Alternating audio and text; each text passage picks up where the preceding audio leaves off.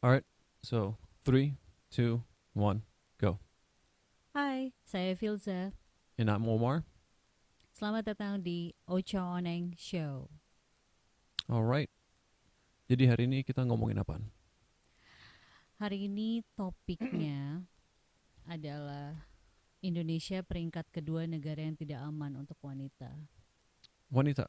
Wanita. Oh, aku tahu wanita apaan. Kamu wanita kan? Ya. Kamu laki-laki kan? Oh, ya. Well, ini permasalahan wanita, jadi aku nggak perlu ikut. Justru katanya laki-laki itu yang paling tahu tentang wanita. Itu seluruh dunia ngomongin kayak gitu. Oh iya, Karena iya. seluruh permasalahan wanita dihandle-nya sama laki-laki. Well, Selalu begitu. ya ya pantas lah untuk laki-laki ngatur hidup wanita. Okay, that's the topic today. Itu yang mau kita bahas, itu yang mau kita breakdown. Hmm. Ya aku cuma bercanda ngomong kayak gitu. I I'm know. not a sexist. So jadi belakangan ini tuh ada studi di mana katanya Indonesia peringkat kedua negara yang tidak aman untuk wanita di ASEAN. ASEAN tuh apa? ASEAN tuh apaan sih? Kepanjangannya apa? Ayo. Asia Tenggara. Yuk. Lupa ASEAN kepanjangannya apaan? Coba, ASEAN apa? Asia East Asia ASEAN South East East Southeast Nation. Southeast Asia Nations gitu ya. No, kan ASEAN. ASEAN. Oke. Yeah. No, I did say whatever. Right. Well, pertama aku mau ngomong penting banget buat kita ngasih tahu pendengar dan ngingetin diri kita sendiri kalau kita ngomongin mengenai kekerasan apapun dan kekerasan ke wanita atau ke siapapun LGBTQ atau anak kecil atau apapun itu kan kekerasan sesama manusia. Right. Ini merupakan suatu hal yang kompleks. Jadi nggak bisa kita menyalahkan satu faktor, ya kan? Yeah. Kita nggak bisa menyalahkan hanya cowok atau cewek, nggak bisa nyalahin agama doang, nggak bisa nyalahin sistem ekonomi atau pemerintah. Semuanya punya salah dan semua punya kontribusi. Ke fenomena kekerasan yang terjadi dalam hidup kita. That's a good point. Dan juga kalau kita ngebahas root cause-nya, kalau kita menganalisa untuk mencari root cause dari kekerasan, penting banget kita open minded di mana kita nggak nyari pembenaran untuk ideologi kita dan juga nggak nyari sesuatu untuk disalahkan. Untuk dibenci. Betul. Tapi untuk dibenerin, ya right, kan? untuk dikembangkan, untuk koreksi. Ya, dan kita harus punya rasa empati ke korban kekerasan dan juga yang menyebabkan kekerasan. Karena kita semua ingat kan, kita pernah ngelakuin sesuatu yang salah. Yeah. Ya kan, aku dan terutama kamu, kamu banyak salah. Terima kasih Pak. Ya, kita berdua banyak salah. Lagi-lagi wanita yang paling salah. No, he's just trolling. Ya, kita semua punya salah dan ya kita harus jujur dengan diri kita sendiri. Kalau kita mau berkembang. Right. That's a good point. Terima kasih Pak Omar. Ya. Sekian dari saya. Sekian. Belum selesai belum. Pak. Dari tadi Bapak yang ngomong loh. Oke. Sebelumnya tuh kategori pelecehan seksual. Kita fokus sama pelecehan seksual ya. Kategori pelecehan seksual itu apa sih? Kayak ya kalau kita mikirin pelecehan seksual secara tradisional, kita mikirnya ada cewek yang jadi korban, di mana cewek or cowok, you know what I mean? Well, tapi secara tradisional kalau kita mikirin pelecehan seksual, biasanya cewek yang jadi korban. Dan ada kayak di bahasa halusnya apa ya? Diperkosa. Ada proses kayak Right. pemerkosaan. Right. Jadi ya benar. Cuman secara buku, tipe-tipe pelecehan seksual itu dimulai dari verbal, Mhm. visual, sama physical. Itu tiga itu termasuk pelecehan seksual. Hmm. Jadi pelecehan seksual sendiri itu bukan hanya perkosaan Ya. atau sentuhan, bahkan ngeliat aja itu udah termasuk pelecehan. Jadi kalau Uh, aku ngeliatin kamu sambil wink wink gitu pelecehan seksual. oh ya, kalau aku nggak kenal sama kamu, Nah, jadi kuncinya, well kalau nggak kenal, kalau misalnya, jadi kalau mau cowok mau PDKT gimana dong? Pertama dengan ngeliat ya kan, oh dan ya itu pasti. Kalau ngeliat doang sih menurut aku it's fine. ya kalau abis itu wink gimana? Tapi kamu harus, oke. Jadi kamu tuh harus tahu lihat yang penuh nafsu, Mhm. nafsu apa nafsu sih? Nafsu, Mhm. sama lihat yang cuma kayak oh oke ini cowok oke nih, Ya. ini cewek cakep nih, udah Ya. gitu. Tapi kalau misalnya ngelihat yang penuh dengan yang kayak nafsu atau perv, Mhm. ya itu mungkin pelecehan kali masuknya. Aku sendiri sebenarnya kurang tahu Oke, visual ya. pelecehan tuh apa. Pas baca ini juga Mhm. kayak visual pelecehan, oke. Mhm.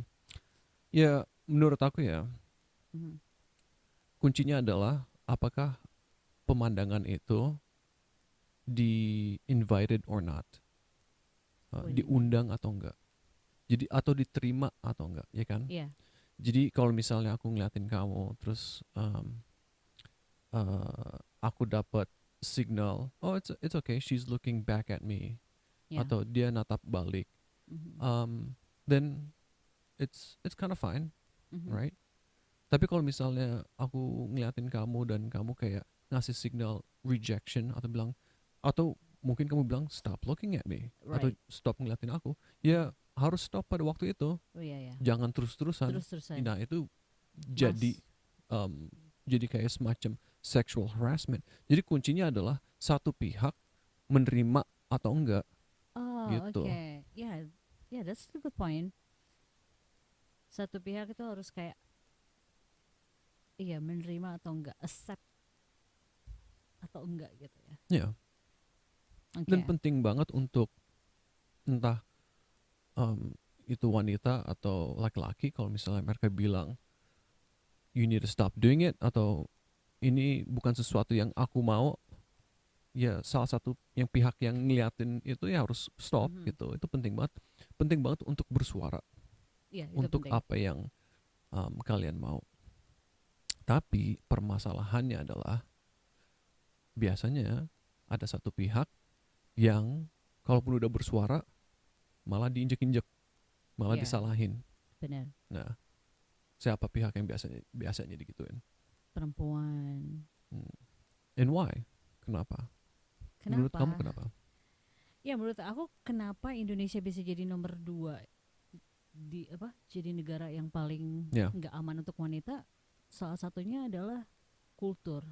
ya jadi ngasih background statistik itu Ces.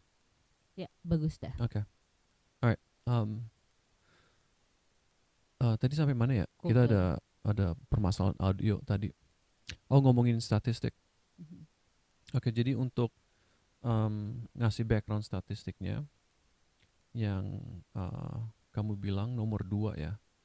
Aku nemu itu dari uh, okay, here. According to a study conducted by Singapore-based research company called Value Champion, Mhm. Indonesia is the second most dangerous country for women in the Asia Pacific region after India. So nomor satunya India, nomor Mhm. duanya Indonesia, right? Dan ketiga Philippines. Ketiga Philippines, oke. Okay. Singapore is the safest country across the region. Yeah, and I just found out. Ingat ini well, Singapore is the country that did this study, so. Oh ya, yeah. No, but I just found out. Mhm. Singapura itu juga nomor 4 paling aman di dunia. Ya. Ya aku pernah ke Singapura dan emang modern banget dan aman. Aku ngerasa aman di sana. It's a really really cool country. Oke. Oh no, Singapura nomor 2 paling aman di dunia. Nomor satunya Spain. Okay. Spain. Yeah, That's kind of surprising. Okay. it is. Dan ini untuk wanita ya. Iya, untuk wanita. Dan hold on one second. Ada satu komen yang rada ngeganggu aku ya. In the article from this, a statement by research analyst at Value Champion said, deeply entrenched patriarchal attitudes, either due to cultural or religious beliefs, led to women fearing for their well-being more often than in other countries on our list. Artinya, Artinya, jadi iya Pak. attitude patriarchal bahasa Indonesianya apa ya? Patriarki. Oke, gitu aja ya. Oke. Jadi attitude patriarki yang benar-benar mengakar di kultur atau agama beliefs, kepercayaan agama itu menyebabkan ketakutan wanita akan keselamatan diri mereka sendiri. Well, itu sama nyalain wanitanya juga atau nyalain? Enggak. Oh, dia nyalahin patriarki yang ada di agama. Ya. Yeah. Oke. Well, yang ada mentalitas patriarki yang ada di agama dan kultur. Jadi yang itu sedikit ngeganggu karena ini label, ini statement penuh dengan label. Jadi ada label patriarki, ya kan? Ada label kultur dan agama. Right. Tanpa konteks. Okay. Kalau kita ngeliat ini kan statement pendek doang ya. Jadi kita kurang tahu contextual fact, penjelasan konteks ini kan. Benar. Jadi mungkin ada di research artikelnya sendiri yang menjelaskan informasi lebih. Tapi kalau kita ngeliat label seperti itu, kita harus hati-hati. Karena balik lagi, kita selalu nyari, otak kita tuh selalu nyari penjelasan. We constantly look for things to justify our beliefs, ya kan? Kita selalu nyari sesuatu untuk membenarkan kepercayaan kita, yang udah kita percaya, kan? Dan label-label itu ngebantu, karena itu sesuatu yang gampang kita sebut. Oh oke, ini salahnya di patriarki, udah selesai, benar. Ya kan? Nah, kenapa itu rada salah? Karena intinya adalah bagaimana kita distribute power in society. Jadi distribute power itu artinya membagi kekuatan di kalangan sosial. Oke. Kita ngasih kekuatan untuk wanita bersuara atau enggak? Kita ngasih kekuatan untuk kaum-kaum yang tertindas atau enggak? Dan dari situ, imbalance of power causes violence. Jadi kalau ada imbalance, coba say it again. Imbalance of power causes violence. Oke. Jadi kalau ada gimana? Kekuasaan atau misalnya kekuatan yang enggak seimbang, yang enggak merata, itu bakalan cause violence, kekerasan. Yeah. Right. Dalam konteks wanita, does the society empower women either through culture or religion? Right. If they don't, you see the manifestation of it. Jadi kalau misalnya kalau society, kalau kultur atau society apa ya? Society itu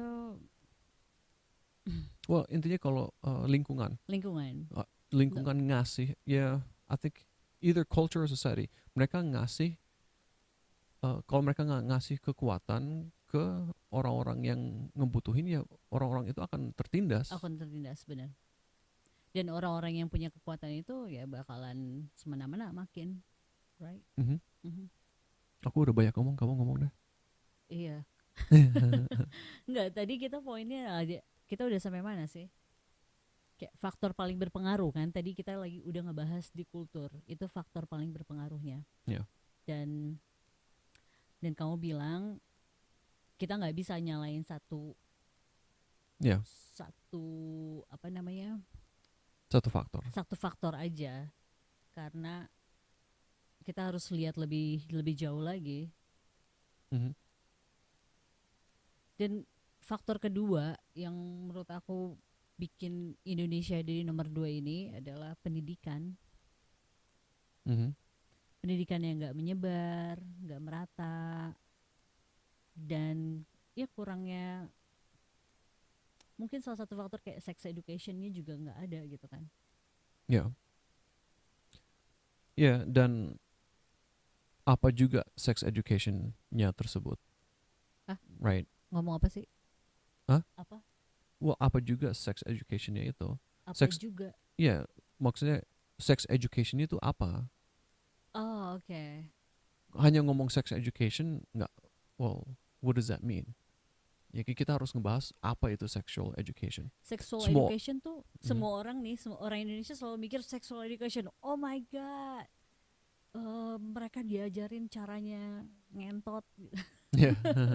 Udah sampai situ doang selesai. Enggak, sexual education tuh luas banget. Kayak kesannya kayak anak kecil nggak akan pernah tahu Enggak. apa itu um, reproduction. Reproduction, right? Sexual education itu kan dari kita kenal kalau cewek punya apa, cowok punya apa gitu kan, kelaminnya apa, itu dari itu basic. Terus tentang pelecehan seksual ini juga pasti masuk ke dalam sexual education. Apa sih yang nggak boleh, apa sih yang jadi private, apa sih yang jadi punya diri kita sendiri, apa sih yang boleh kita share kayak gitu.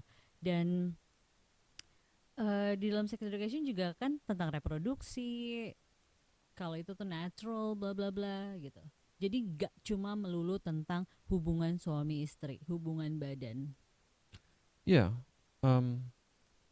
kamu ingat gak sih selama di Indonesia, aku juga sekolah di Indonesia kan.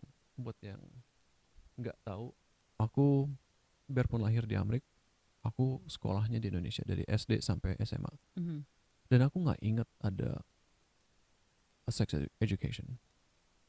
Iya, aku juga nggak inget. Tapi aku pernah ingat ada satu momen di mana guru aku lagi ngebahas, tapi bukan sexual education, bukan sex education, lebih kepada fikih agama, Mhm. tentang ngebahas eh, dosanya. Dosanya. Mhm. Oh. Kulit kulit kelamin ketemu kulit itu termasuk dosa yang besar. Pokoknya kayak tingkatan dosa itu Mhm. seingat aku ya. Ya. Dan itu dibahas dari sisi agamanya bukan dari edukasi seksualnya. Ya. Itu doang kayaknya aku ingat. Cuman kurang tahu deh, kurang paham untuk saat ini kayak gimana. Ya, permasalahan sexual education emang banyak yang fokus dengan konsekuensi negatif. Yap. Jadi kalau misalnya fokus dengan kalau kita ngelakuin sesuatu yang salah, dosa. Kalau kita ngelakuin sesuatu yang salah, dapat penyakit. Kalau kita ngelakuin sesuatu yang salah, well, hidup akan lebih nggak enak. Ya, hal kayak gitu ngebantu. Um, tapi aku lagi mikir nih. Jadi kita hal hal kayak gitu diajarin untuk supaya kita punya behavior yang dimau. Jadi kayak ngajar anak kecil, Mhm. jangan ngelakuin ini karena akan ada negative consequence. Oke, iya. So, Sebab akibat. right. Mhm. Nah, kalau kita ngajarnya sekedar ngasih tahu akan ada konsekuensi buruk, behavior itu enggak behavior yang kita mau, enggak sekuat kalau misalnya kita ngajarin dengan logika, dengan penjelasan yang panjang lebar. Kita jangan anggap remeh kepintaran anak kecil. Anak kecil tuh bisa, mereka kalau diajarin cara berlogika, mereka akan bisa berlogika. akan ada waktunya di Mhm. fase dimana mereka benar-benar um, nyoba understand this world through a logical sense. Mhm.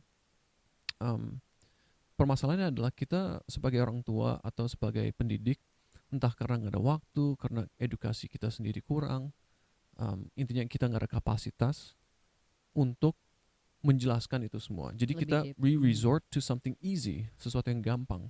Iya benar. Nah, ancaman itu, intinya itu kan dosa ancaman kan. Iya benar. Itu jauh lebih gampang dan you get an immediate result. Jadi dapat um, immediate result tuh artinya kayak Jangka pendek. jangka pendek ya kan. Mhm. Jangka pendek berguna, tapi dalam jangka panjang enggak. Nggak ada guna, benar. Iya, karena ya kadang gini, sekarang gini deh, kita lihat dari pengalaman diri kita sendiri gitu. Waktu kita kecil kita tumbuh dan dididik dengan cara kayak gitu. Yang nyampe ke kita adalah tentang dosa, dosa, dosa, dosa, dosa, right? Ya. Dan pada akhirnya ketika kita mulai bisa berlogika sendiri, kita ngelihat, oh ini nggak bener, ngerti nggak sih? Mhm.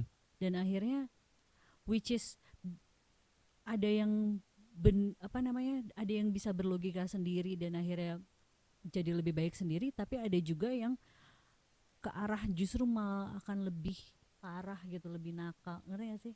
Ya, karena mereka nggak diajarin cara Right. berlogika. Mhm. Um, dan ini sama seperti excuse me. Are you okay? Ya, dan ini juga hasil dari kenapa ada kekerasan terhadap wanita itu lumayan parah di Indonesia ya karena itu.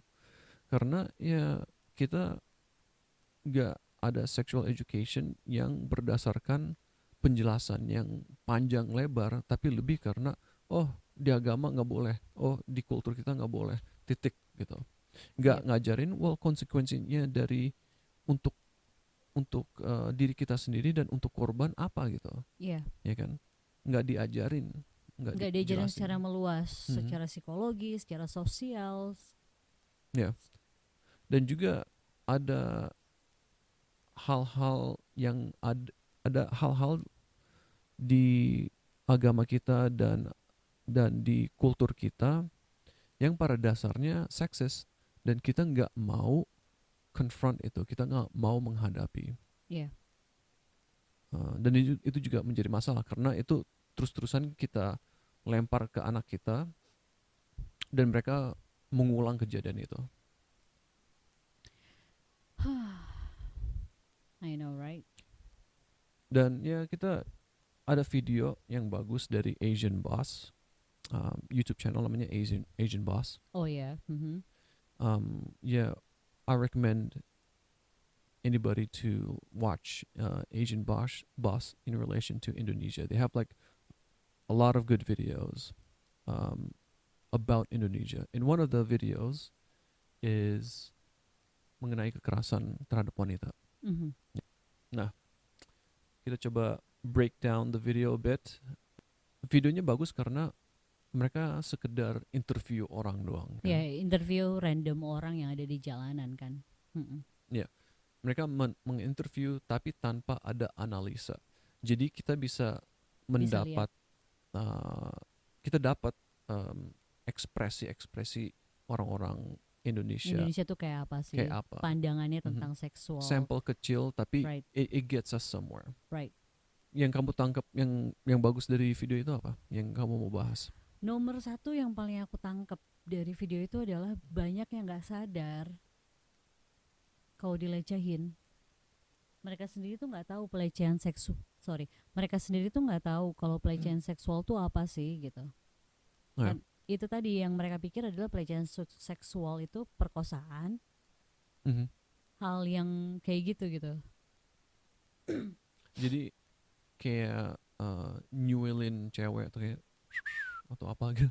Itu bukan pelecehan seksual. Aku nggak bisa swell, jadi makanya aku nggak pernah ngelecehin wanita. Itu bukti aku nggak pernah ngelecehin wanita karena Oh aku nggak gitu bisa ya swell. Pak. Oke. Kayaknya perlu digarisbawahi, bukti aku nggak pernah verbal seksual sama wanita gitu. Yeah. Karena Bapak enggak. Kita di sini nggak buka aib, kita lagi ngebahas. Iya itu aja gitu. Yang aku kaget dari video itu adalah gimana orang Indonesia sendiri nggak sadar tentang pelecehan seksual laki-laki ataupun wanita. Mhm. Ya, eh, ada satu komen yang secara garis besar ngomong, gue nggak pernah ngeliat. Dan ini datang dari Iya. cowok ya, cowok Mhm. ngomong, gue nggak pernah ngeliat Adanya ada pelecehan pelecehan seksual. seksual. Jadi dia rada kaget. Oh kita nomor dua, dan dia sedikit kaget karena nggak pernah terjadi di lingkungan dia. Hanya karena nggak pernah terjadi, Bukan bukan berarti. artinya nggak terjadi. Dan aku nggak ngomongin kalau misalnya orang uh, menolak statistik ini ya. Mhm. Aku nggak. Kita bukan nyoba nyalahin Nyalain. nyalahin persepsi seseorang Right, ya. right. Kita nggak mau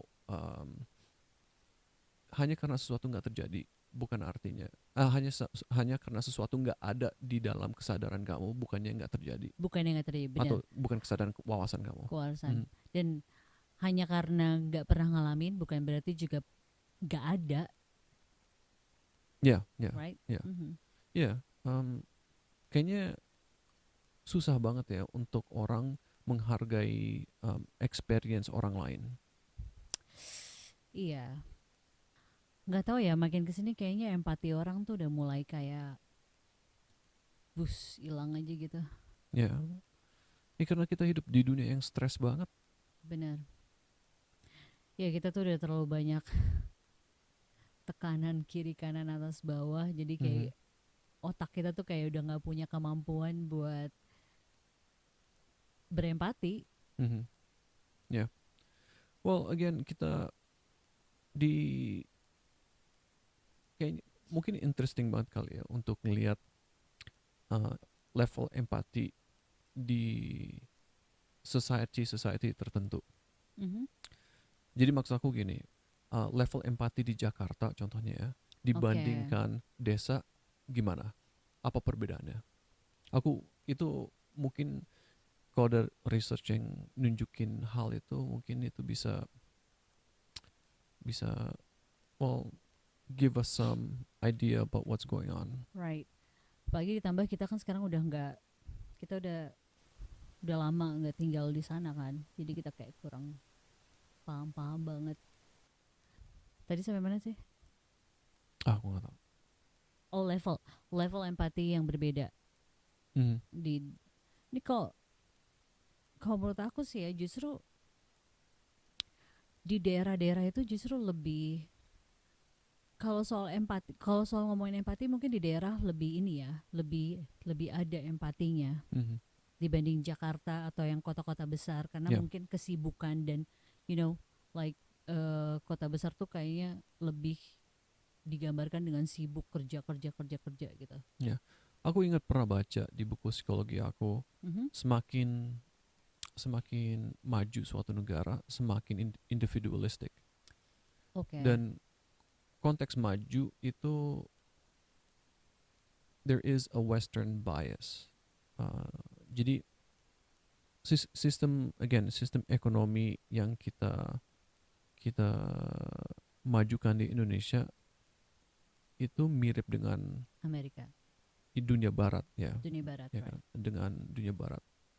Dan dengan perkembangan ekonomi itu uh, rasa empati juga berkurang, semakin membuat suatu society semakin jadi individualistic, di Oke. mana Indonesia sendiri secara tradisional adalah society yang collectivistic, Kolektivitas, right. dan society yang collectivistic punya rasa empati, karena empati intinya kamu bisa nempatin diri kamu di tempat orang lain ya. Tempat orang lain. Mhm. Iya sih. Dan ada satu lagi yang menarik dari video itu, ada komentar di mana eh, lagi-lagi wanita yang disalahkan, wanita lah yang harus menjaga diri. Mhm. Itu jelas langsung langsung langsung apa ya, langsung nge-trigger eh, emosi gua gitu. Kenapa? Ya karena kenapa kenapa wanita yang harus ngejaga diri gitu? Well, kamu yang jalan-jalan dengan baju nunjukin kulit dan paha. Kulit, paha, belahan dada gitu ya. Mhm. Oke. Itu signal-signal minta diperkosa kan? Oh iya, bener banget. Tapi kalau misalnya emang itu bantahan mereka ya, Ya. coba bandingin. Singapura kan nomor pertama tuh ya. Mhm. Singapura emang pakai kerudung semua. Ya. Kalau emang itu bantahan mereka maksudnya gitu. Ya buat orang-orang yang percaya dengan statement itu ya, di Mhm. mana salahnya letaknya adalah di wanita itu sendiri karena mereka pakai baju yang mengekspos Mhm. kulit mereka. Ya. Ya, aku ngerasa itu kayak hinaan. Hinaan ke cowok karena apakah Oh, really? well ya emang cowok sebego apa sih? Jadi di gambaran ini cowok adalah makhluk yang bener-bener nggak bisa mengkontrol hormon level mereka dan nggak punya cognitive ability untuk uh, nggak berperilaku yang buruk. Jadi Wow. intinya kita ngeliat cewek yang terekspos langsung kayak kayak Langsung kelepak-kelepak deh tuh yang ya di bawah itu ya. kan aku ngerasa terhina gitu kayak emangnya cowok sebego itu.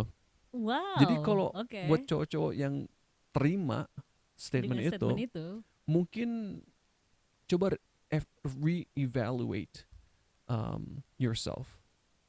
Apakah kamu ngerasa oh, kamu ngerasa sebagai orang yang bego yang nggak bisa mengkontrol diri diri sendiri? sendiri.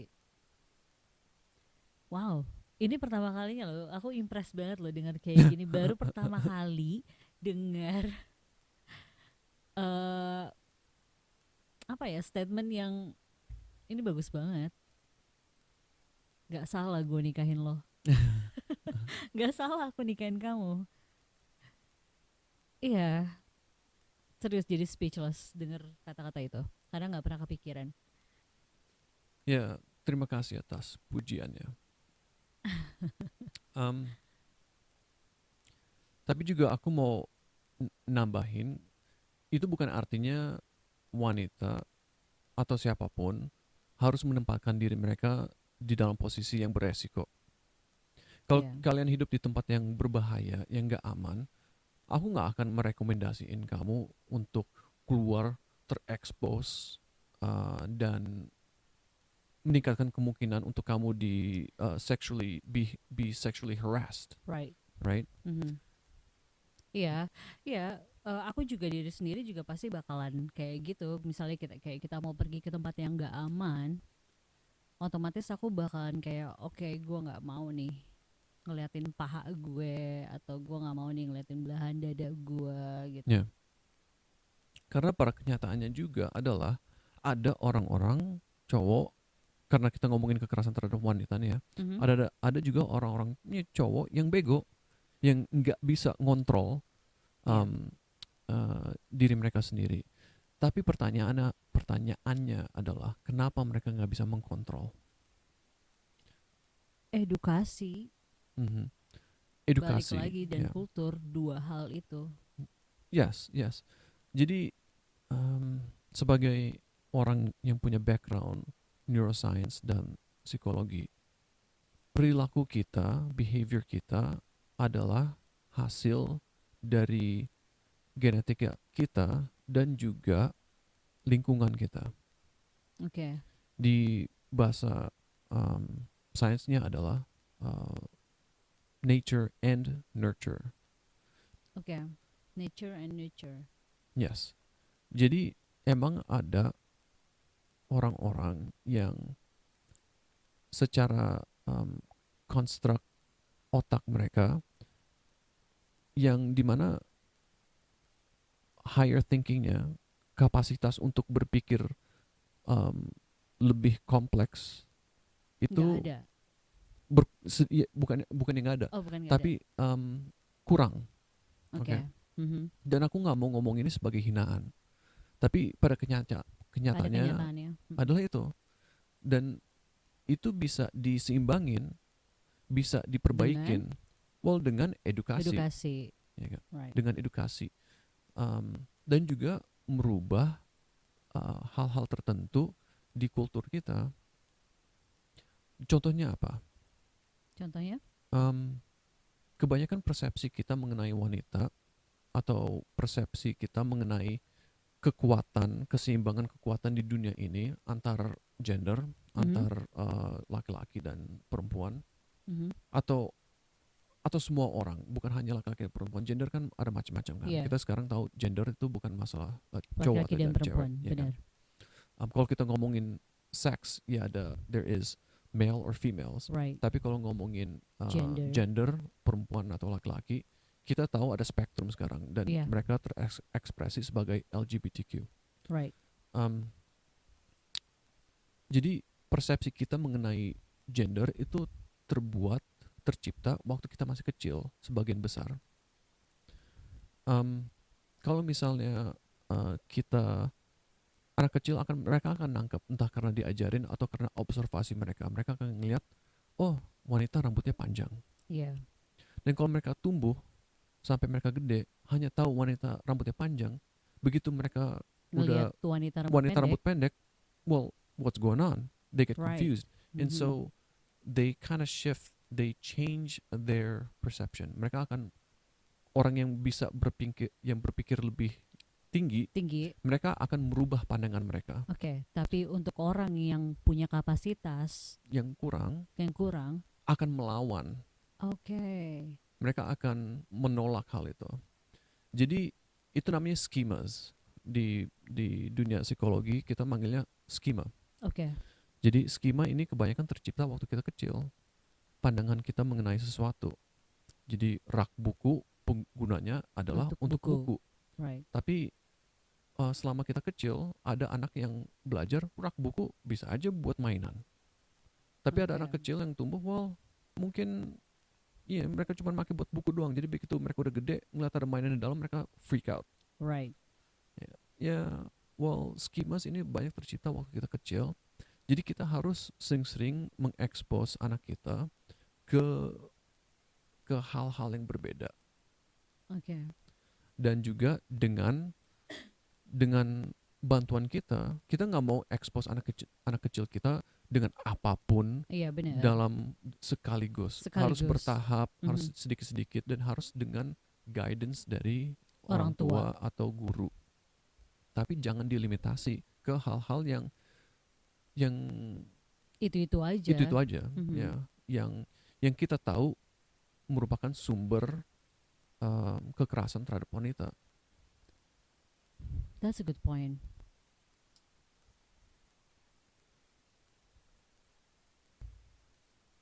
Itu tadi lagi bahas apa ya?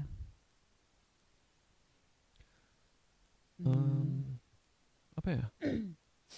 Ya kita kalau ngomong nggak pakai skripsi. Ada kayak aku nulis beberapa poin-poin gitu ya. Tapi kita loncat-loncat dan nggak ngikutin. Iya. Karena ya aku pengen ini semua natural yang keluar dari otak kita. Iya, benar. Terus faktor selanjutnya menurut kamu apa? Selain tadi kita udah bahas kultur, pendidikan. Ya intelligence, genetika. Ya, jadi manusia tuh intelligence kita tuh benar-benar dilimitasiin oleh genetika kita. Tapi kita bisa memaksimalkan intelligence kita dengan education. Right. Unfortunately emang ada orang-orang yang nggak bisa berpikir kompleks, dan harus kita targetin untuk education supaya kita bisa maksimalin kemampuan mereka untuk menjadi pintar. Susah juga ya. Dan yang seremnya adalah excuse me. Dan yang seremnya adalah kapasitas kita untuk berpikir kompleks itu berkurang semakin tua. Alright. Makanya kita sering lihat orang-orang tua yang orang-orang om-om cunihin. Ya kan? Yang mereka anggap hal itu adalah hal biasa. Boomer itu ya. Yang katanya boomer. Ya, jadi makanya kita sering sering lihat fenomena di mana orang tua semakin tua semakin gatel. Semakin gatal. Ya karena kemampuan kita untuk berpikir kompleks, berpikir lebih pintar itu Menurun. menurun Mhm. karena ya, daya itu namanya fluid intelligence itu berkurang banget Oke. begitu udah melewati umur 60. Jadi kuncinya adalah untuk mengurangi fenomena itu di mana mengefek diri kita sendiri adalah sering-sering belajar, sering baca sebanyak mungkin sebelum itu terjadi. Oke. Yeah, that's a good point. Satu lagi yang menurut aku jadi faktor besar juga mengenai sexual harassment ini, hukum. Mhm. Tadi kita udah bicara sosial, terus dari segi sosial, pendidikan, kultur. Sekarang kita lihat dari sisi government ya gitu, hukum untuk wanita. Maksudnya kayak dihukum atau law and Untuk regulations atau no, apa? hukum untuk hukum yang melindungi wanita. Emangnya kurang di Indonesia? Ya ampun, sama sekali nggak ada. Kalau menurut Well, aku ya, well, aku cuman mau push back a little bit. right. Adanya hukum dan eh, melaksanakan hukum itu dua hal yang berbeda. Perbedaannya? Intinya adalah hukum mungkin ada, tapi dilaksanakan nggak? Oh, oke. Nah itu kurang tahu ya. Itu bagus tuh buat aku Menurut lebih menurut aku baca-baca sih lagi. ada. Menurut aku pasti ada hukum perlindungan wanita. Di Indonesia kan ada Kementerian Sumber Daya apa tuh namanya? Kementerian Pemberdayaan Wanita, Perempuan dan Perlindungan Anak. Aku yakin mereka punya hukum-hukum yang tapi melindungi. lemah Nah, itu dia dilaksanakan nggak dilaksanakan dan teman. kenapa Karena, lemah? iya benar. Karena aku kurang tahu ya. Kayaknya aku harus belajar lebih lagi atau lebih baca-baca lagi tentang hukum eh, perlindungan wanita sendiri di Indonesia. Karena terakhir tuh ada beberapa berita yang apa ya tentang pemerkosaan di mana si korban pemerkosa itu mau aborsi Mhm. hasil dari perkosaannya itu dan eh, masuk penjara Karena mau mau aborsi. aborsi. Ya itu berarti hukum aborsinya em, beda. Maksud nggak kayak di sini ya. Oh iya, Jadi dia di penjara bukan karena diperkosa, tapi karena dia mau karena aborsi. ya karena dia aborsi. Ya. Dan ya Ya, jadi again ini fenomena di mana kekuatan nggak dikasih ke right right. wanita. Jadi Gak ada penyebaran power. iya, jadi waktu mereka bikin hukum-hukum yang tercipta, apakah ada wanita dalam proses pembuatan Pembuatan hukum. hukum? Right. Kebanyakan yang kita lihat adalah cowok bikin hukum untuk wanita Untuk wanita, benar. dan itu nggak adil. Iyalah, harusnya wanita yang bikin hukum untuk wanita gitu. Karena dia yang lebih tahu. Gak juga sih. Well, yeah, mereka Iya, punya experience yang nggak dialamin oleh cowok. benar. Tapi semua experience itu kan bisa di diungkap dengan kata-kata, ya kan? Iya, benar. Tapi Tan apakah kata-kata mhm. itu, ekspresi itu, experience itu dihormatin atau enggak oleh Iya, laki-laki? laki-laki. Iya, dan sekalipun misalnya ada tragedi pemerkosaan gitu ya. Yang merkosa dihukumnya cuma kayak berapa bulan, ngerti gak sih kayak Mhm. itu lemah hukumnya. Atau misalnya bisa bisa bebas saja gitu gitu. Dan ditambah tuh kayak yang menyedihkan adalah udah ditambah hukum dari sisi negaranya nggak dilindungin gitu kan. Mhm. Terus dihukum si korban pemerkosa kadang suka dihukum sosial juga gitu sama masyarakat. Ya mereka yang disalahkan Oh iya, mereka dijadiin penyebab pemerkosaan diri mereka sendiri. iya. Oh, kayaknya pernah ada tiba-tiba inget, kayaknya pernah ada cerita di mana cewek mau diperkosa, terus cewek itu ngebunuh dan dia masuk penjara si cewek itu karena ngebunuh. Wow. Itu kan kalau di sini kan gak bakalan masuk penjara kan karena bela diri kan, Ya. right? Well, tergantung juga kalau misalnya kamu mau diperkosa dan kamu punya senjata, punya pistol misalnya. Dan dalam proses itu kamu nembak dia, well ya, kamu nggak akan dipenjara. Tapi kalau misalnya kamu ngeluarin pistol dan orang udah mau kabur, terus kamu tembak dari belakang, Masuk penjara. kamu bakal masuk penjara kemungkinan. Oke. Ya, again, permasalahan dengan kita bisa ngelihat manifestation hasil dari ketidakseimbangan kekuatan di society itu dari fenomena-fenomena seperti itu. Kalau kita ngelihat pelaksanaan hukum yang tidak seimbang, ya itu karena nggak ada distribusi power yang benar. Dan kita tuh sumber kapasitas suatu negara untuk menerapkan suatu hukum itu terbatas. Kejahatan akan selalu terjadi di mana-mana. Dan kapasitas suatu negara itu ada batasnya untuk menanggulangi hal itu. Nah, jadi daripada kadang-kadang tuh karena ada bias di pelaksanaan hukum, kapasitas itu nggak dipakai untuk menanggulangi hal itu, tapi untuk menanggulangi hal-hal yang lain yang nggak membenefitkan wanita. Oke. Jadi ya, karena balik lagi tadi kan mereka ngelihat wanita sebagai objek, sesuatu yang nggak penting. Sesuatu yang nggak penting, benar. Dan ini bukan artinya cowok atau orang-orang yang di pemerintahan hanya mikirin kebutuhan cowok. Enggak. Kemungkinan yang mereka pandang tuh cuman kayak, mungkin mereka mau menanggulangi hal-hal yang lain yang membuat yang berdasarkan I don't know, uang.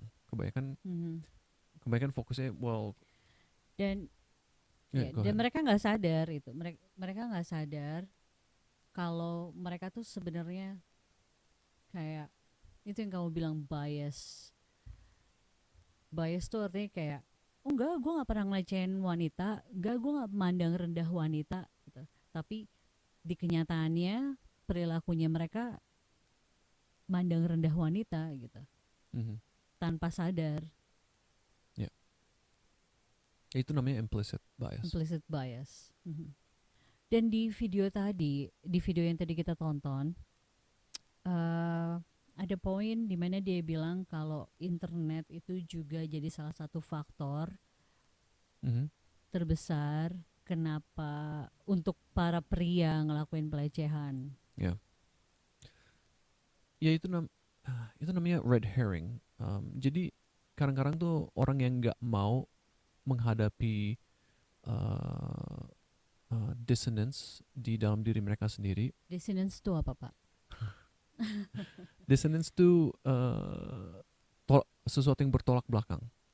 Jadi mereka punya dua kepercayaan dalam diri mereka sendiri yang bertolak belakang. Oke. Yang kontroversi. Iya, mereka harus milih salah satu. Dan mereka nggak mau menghadapi itu, nggak mau menyelesaikan permasalahan itu. Dan akhirnya mereka nyari sesuatu yang lain untuk disalahin. Oke. Nah, ya ujung-ujungnya mereka akan nyalahin internet atau pergaulan bebas. Oh iya, pergaulan bebas, benar. Di mana yang harus disalahin adalah hal-hal yang lebih dalam, kayak persepsi kita mengenai pergaulan bebas, perilaku diri kita sendiri. Ternyata benar ya, yang namanya edukasi itu penting banget. Mengedukasi diri sendiri. Dan lalu ada pertanyaan yang ngegelitik. Mereka bilang, apakah ada hubungannya dengan agama? Biarpun kita tadi sebenarnya udah ngebahas sedikit kan tentang agama. Cuman menurut kamu ada hubungannya gak sih sama agama? Oh ya, ada. Oke, pertama aku mau ngomongin betapa hebatnya Indonesia. Okay. Indonesia secara kalau kita menganalisa bahasa Indonesia itu benar-benar unik. Kenapa kamu nanya tentang agama, tapi aku mau analisa bahasa Indonesia. Oke. I know. Tapi ini penting. Mhm. Bahasa Indonesia itu adalah non-genderized language.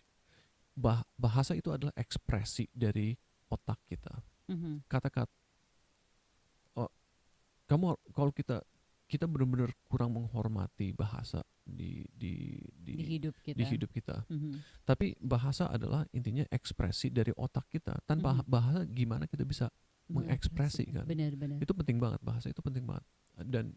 Dan kalau kita menganalisa bahasa itu nunjukin banyak hal mengenai kultur kita secara garis Secara besar. garis besar. Okay, Mhm. now Dan tadi um, kamu bilang apa? jadi Bahasa Indonesia itu? bahasa Indonesia itu non-genderized language. Oke. Artinya Artinya?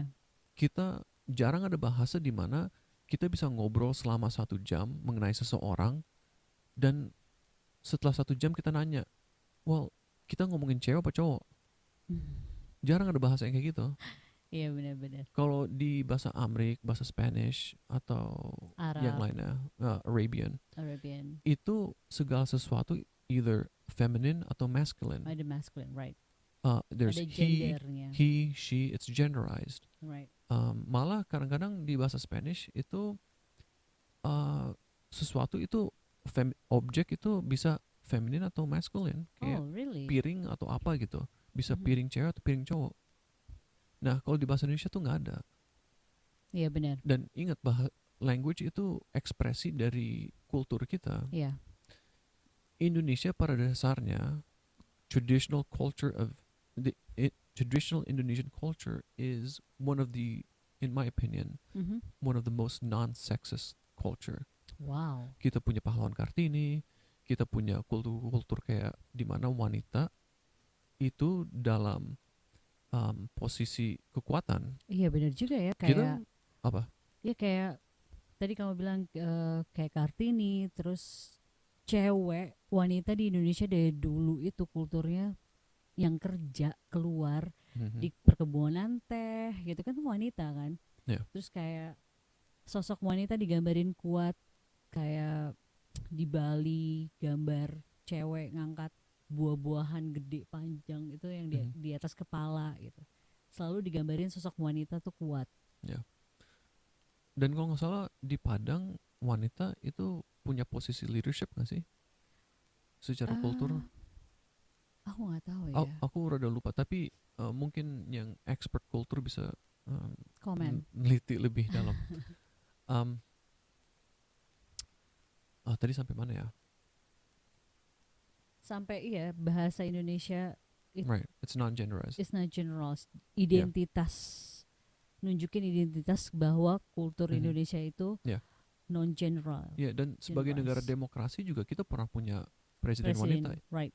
Di Amerika baru sekarang punya wakil presiden Wakil wanita. presiden wanita. Dan aku mungkin dia cuman di opinion aku dia itu adalah hanya hiasan doang, dijadiin hiasan oleh Partai Demokrat di sini.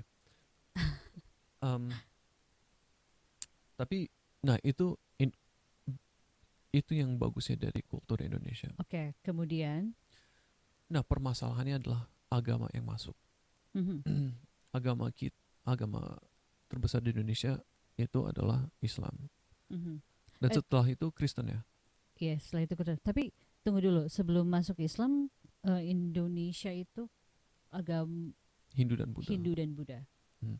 Tapi semua orang Indonesia tahu bahwa agama apapun yang mereka praktekkan itu udah tercampur baur dengan traditional culture of Indonesia. Yeah.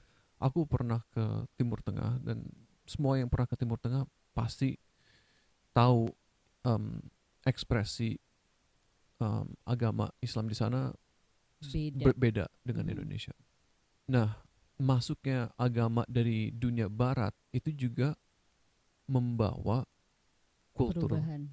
Membawa kultur yang sedikit seksis terhadap wanita.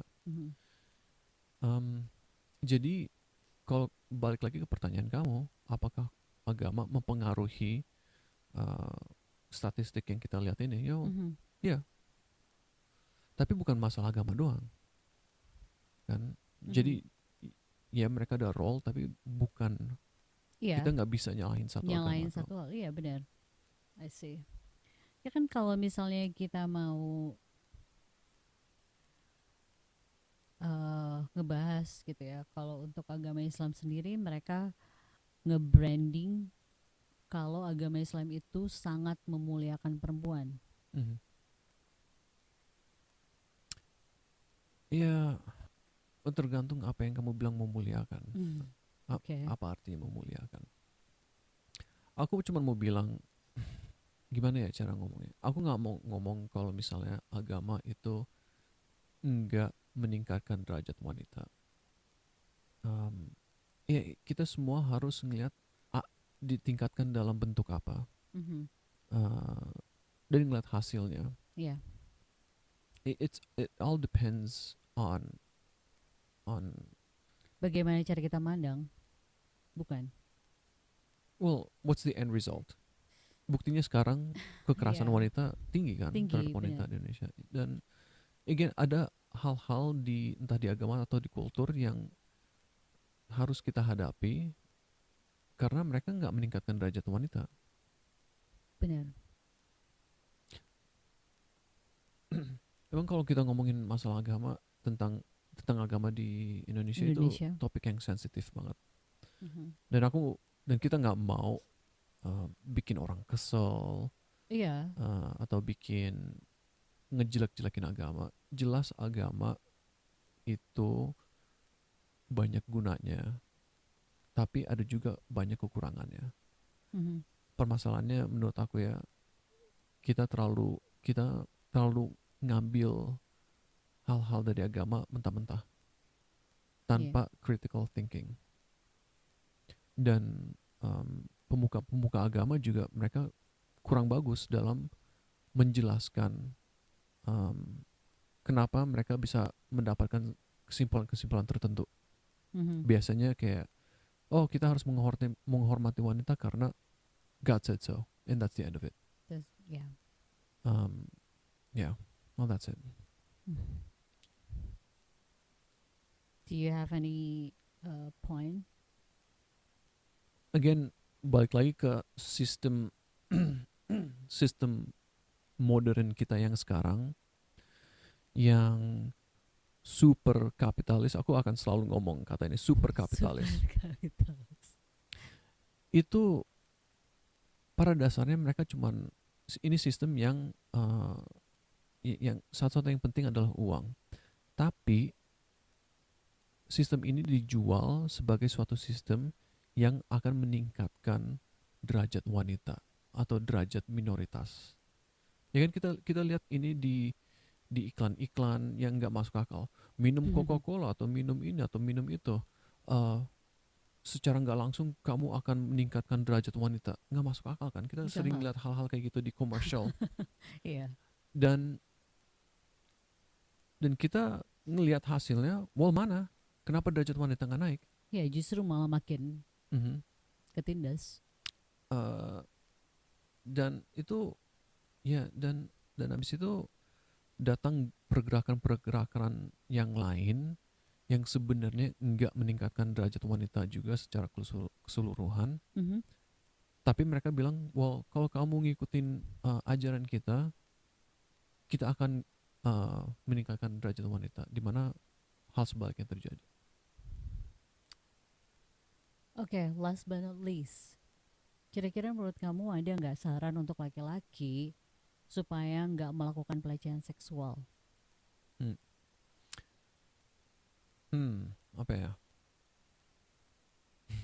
Karena kamu kan laki-laki nih. Iya. Aku juga banyak kesalahan. Aku tumbuh di Indonesia dan aku nggak lepas dari kesalahan. Aku pasti pernah kalau kita nelusurin experience hidup aku pernah ngelakuin sesuatu yang masuk dalam kategori pelecehan. Sampai sekarang juga masih pelecehan. Oh, ini juga penting loh. Apa? Tunggu deh, sebelum masuk ke penutupan, bener. Pelecehan seksual bisa nggak dalam rumah tangga suami istri? pelecehan seksual harus Mhm. apakah pelecehan seksual hanya terjadi di antara stranger Ya. atau Mhm. pelecehan seksual bisa terjadi di dalam rumah tangga Antara between suami dan istri. ya. Well, again, prinsip aku adalah kalau misalnya satu pihak nggak mau dan ada yang maksa, ya itu pelecehan seksual. Udah. Okay, that's a good point. Oke, untuk laki-laki supaya mereka nggak ngelakuin pelecehan seksual adalah coba challenge dan berpikir lebih kritis um, mengenai terhadap skema-skema kalian. Again, skema adalah ekspektasi kita mengenai sesuatu. Mhm. Kita tumbuh mikir, oh cewek harus seperti ini, cewek harus seperti itu, cewek harus ya ngelakuin apa yang tradisi menentukan. Okay. Kita harus tanya kenapa, kita challenge. Dan dalam proses eksplorasi itu jangan takut untuk berkembang, jangan takut untuk bilang, wow, selama ini ternyata gue salah. Mhm. And dan juga benar-benar evaluasi perilaku yang salah dan yang enggak. Kalau aku ya selama nggak ngerugiin orang lain, aku sih nggak begitu peduli. Iya benar. Selama nggak ngerugiin orang lain, selama nggak nyakitin orang lain. Mhm. Dan again, dan juga mikir kalau misalnya kita mikir, well itu ada perilaku yang nyakitin gue, dan tanya kenapa, apa yang disakitin dari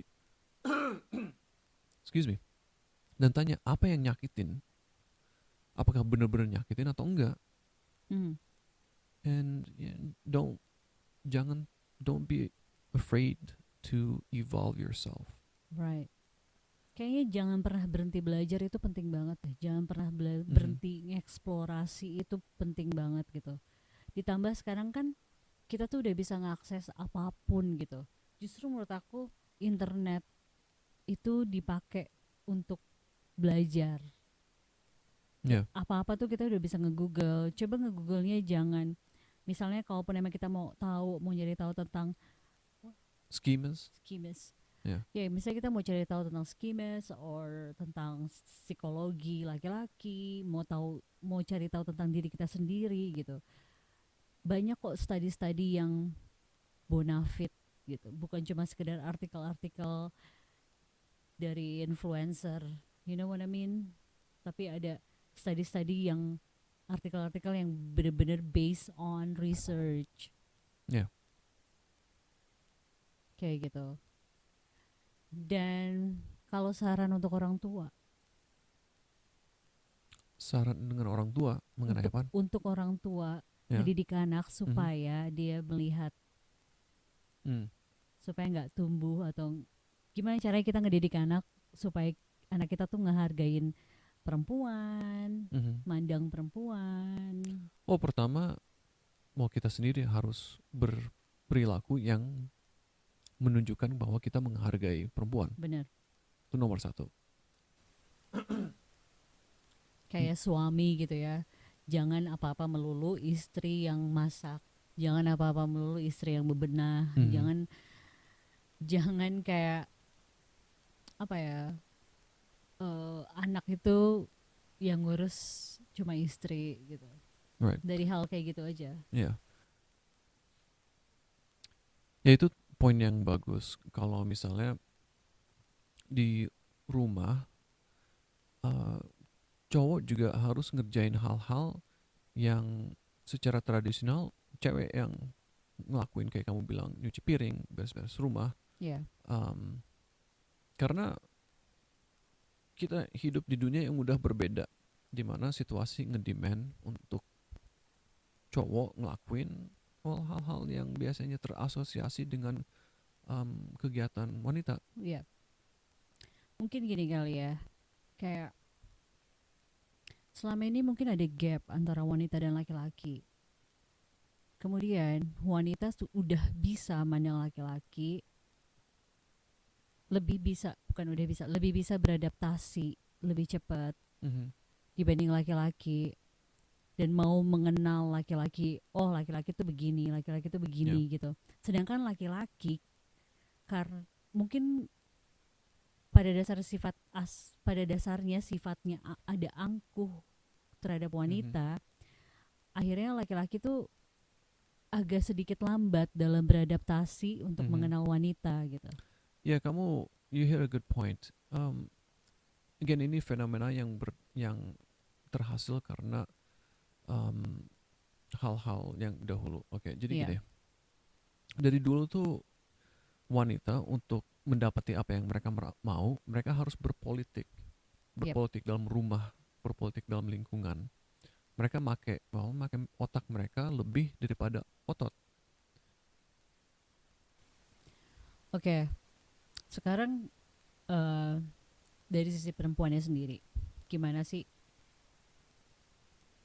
nanggepin sexual harassment gitu? Caranya kita ngadepin itu mesti gimana gitu? Dan kayaknya lebih pantas aku ya, karena aku perempuan. Mau aku yang jawab? Jangan dong. Dari sisi laki-laki. Kalau menurut aku hal yang pertama adalah kalau misalnya kita ngadepin sexual harassment, either itu verbal, kalau ini berdasarkan pengalaman diri sendiri gitu ya. Kalau aku tuh nggak langsung menggebu-gebu atau emosi, aku pasti bakalan kayak nyamperin orang itu dan ngomong baik-baik. Hey, gue nggak suka. Lo tau nggak kalau ini tuh nggak pantas gitu. Dan gue nggak suka, tolong jangan ngelakuin lagi ya. Kalau emang dia masih juga ngelakuin ketika lo udah bilang nggak mau atau nggak suka, dari situ baru lo action, kayak mungkin lapor ke orang lain, lapor ke orang yang menurut lo tuh bakal bisa ngebantu lo gitu. Atau misalnya kalau misalnya kayak ada di catcalling gitu, digoda-godain di daerah komplek lo, artinya lo harus lapor ke RT RW lo gitu, supaya mungkin RT RW bisa ngebantu untuk kayak ngebubarin tuh apa namanya kerumunan laki-laki itu gitu. Atau kalaupun cara ke Pak RT dan Pak RW masih juga nggak bisa gitu, kadang kan kayak udahlah dilewatin aja atau gimana gitu kan, RT RW-nya. Coba cari perempuan yang punya power di daerah lo gitu, yang lebih tua atau yang yang punya power. Ya kamu ngomong kata kuncinya di situ kan. Siapa yang punya power di society, right. Entah cewek, entah cowok, siapapun itu harus bisa memperkuat orang yang ditindas dengan kekuatan mereka. Ada juga kan cewek-cewek yang mereka dalam posisi power, tapi mereka berbalik nginjek-injek cewek atau memperkuat posisi cowok di society untuk menindas wanita. Dan itu kalau misal verbal ya. Kalau misal kalau kalian ngalamin pelecehan fisikal, sentuhan, menurut kamu physical defense apa yang perlu wanita pelajarin? Bela diri. Itu penting. Itu penting kayaknya. Minimal bela diri dasar. Kayaknya udah ada di mana di YouTube tuh kayak lo nggak harus kayak ikut karate atau ikut apa namanya taekwondo. Gue tau lah gitu, kayak gak mungkin kita punya waktu lebih banyak. Buat orang-orang yang punya waktu itu bagus banget kalau lo join karate. Tapi kalau misalnya buat orang yang nggak punya waktu, kayaknya pernah lihat di YouTube udah banyak banget basic basic bela diri keluar dari cengkeraman laki-laki gitu, atau misalnya bekepan laki-laki gitu. Itu udah ada banyak di YouTube. Ya, untuk orang yang pernah mempelajari bela diri, tips aku adalah ini. Hal yang nomor satu yang harus dipelajarin oleh semua orang adalah kardio. Oke. Lari, iya benar. lari itu penting Lari. banget. Karena apa? Kenapa kardio? Supaya kuat. Well, kalau Supaya orang yang lari. bisa nangkap kamu ya kamu bakal aman kan? Kalau kayak gitu ada satu lagi loh yang lebih penting. Apaan? Belajar teriak. Enggak. Belum tentu juga. Ya ada kekuatan fisik antara cewek dan cowok itu kan um, perbedaannya tuh gede banget. Iya benar. Cowok secara rata-rata itu jauh lebih kuat daripada wanita secara gitu fisik. ya. Ya. Iya secara Tapi bukan artinya kamu nggak bisa kuat, nggak bisa lebih kuat gitu. ya Bukan artinya wanita nggak bisa lebih kuat. bukan artinya kamu nggak bisa ngalahin cowok. Iya ya. Apalagi kalau ini mengenai survival. Kalau kita nonton kayak kayak video-video tentang MMA atau karate, pertanding gitu, they have rules, but when it comes to real life, you could hit whatever you want. Yeah. You could kick them in the balls. You could punch them in the throat. You could Yep. poke their eyes out. Punch them in the nose. These are weak points, like everybody has. So yeah, like you said, learn street fighting. Street fighting. Or maybe mungkin selalu bawa gas merica atau misalnya Yeah. apa tuh kan udah ada tuh ya kayak listrik kejut-kejut yang kecil gitu yang bisa ditaruh di purse, di tas. Taser. Taser, ya, little taser gitu, terus Mesin kejut-kejut. mesin Itu namanya ya. Whatever. And ya hal-hal yang kayak gitu mungkin dibawa, sama harus tahu nih gitu. Simpen di nomor handphone, di handphone masing-masing, kayak pengaduan nomor-nomor telepon pengaduan pelecehan, perlindungan wanita gitu, organisasi yang melindungi wanita. Itu simpen di handphonenya. Yeah. And be involved. Kalau ada waktu lebih untuk menjadi aktivis, untuk berorganisasi, get involved, help others that need help. Ini untuk cewek apa cowok nggak ngaruh, karena there is power in number. Semakin banyak orang yang bersuara. Itu ngaruh. Benar.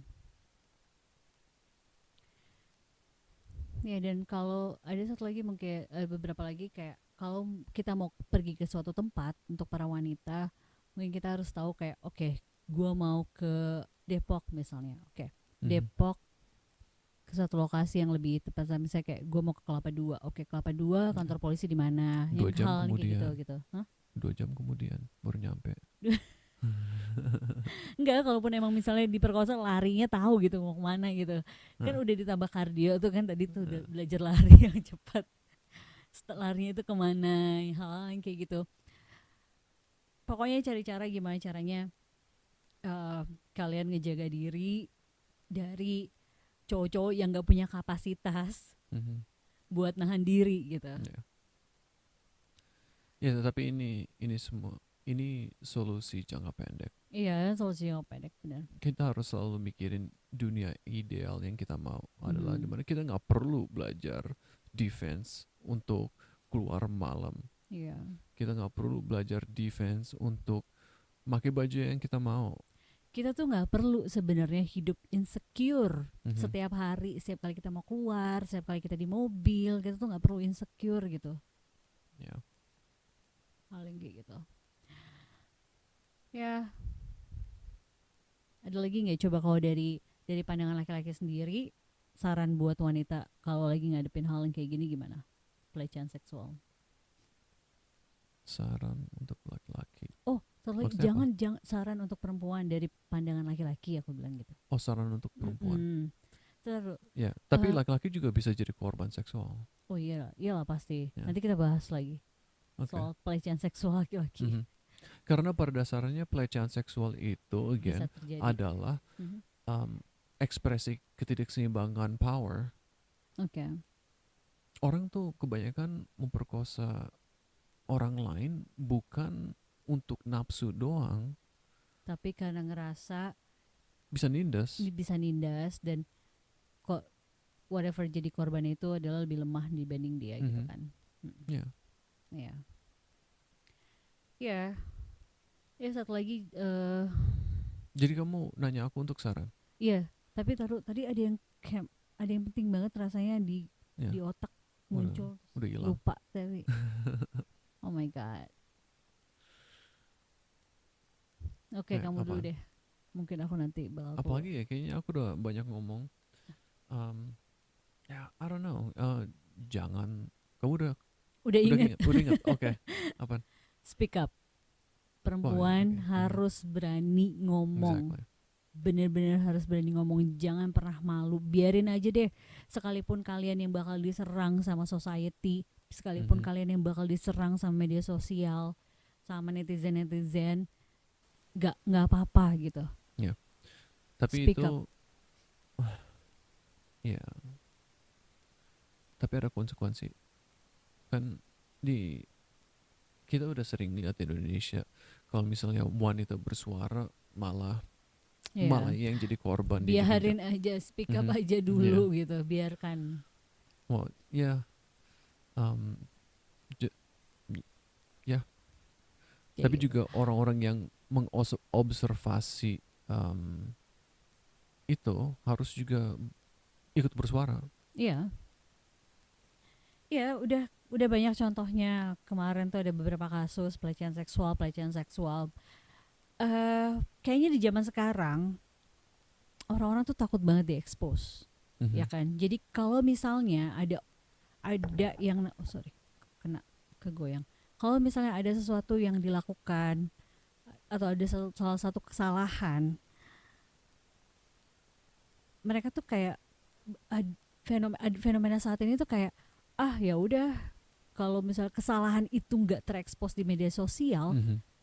itu kayak Kayak nggak terjadi. nggak terjadi gitu. Jadi karena sekarang semua orang bisa media sosial, ayo deh bombardir aja media Ya. sosial gitu loh.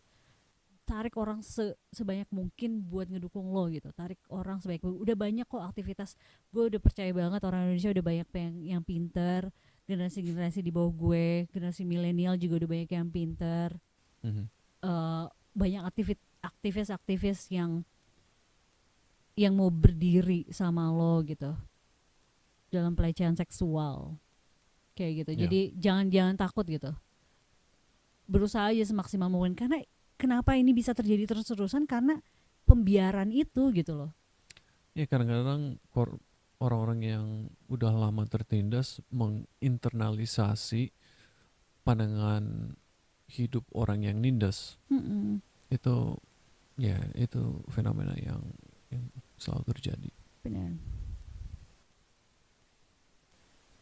Ya well, sejauh ini itu aja kalau dari aku.